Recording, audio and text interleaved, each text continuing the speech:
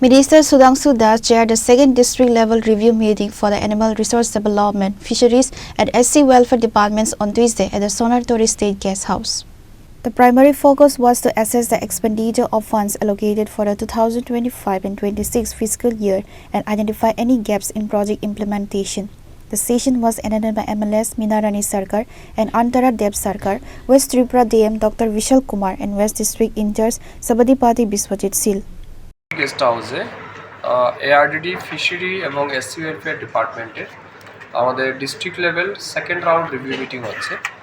এই রিভিউ মিটিংয়ের মূল উদ্দেশ্য হচ্ছে 2025 এবং 26 অর্থ বছরে এই তিন দপ্তরের জন্য যে ফান্ড বরাদ্দ করা হয়েছিল তার কতটা ইউটিলাইজ হয়েছে, ইমপ্লিমেন্টেশন কোন লেভেলে আছে, এছাড়া আমাদের এই তিন দপ্তরের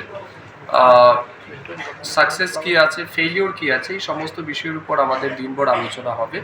তো আজকের এই রিভিউ মিটিংয়ে আমার সাথে উপস্থিত আছেন এই জেলার সভাধিপতি, বিভিন্ন বিধানসভা কেন্দ্র থেকে আগত বিধায়ক বিধায়িকা, পঞ্চায়েত সমিতির চেয়ারপারসন, আমাদের অফিসিয়ালরা আছে।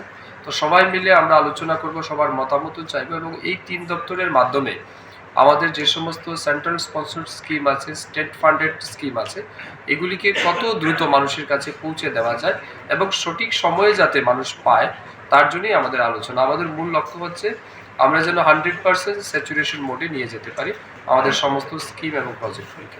Reported by Pranav from Agartala, Chini Khora.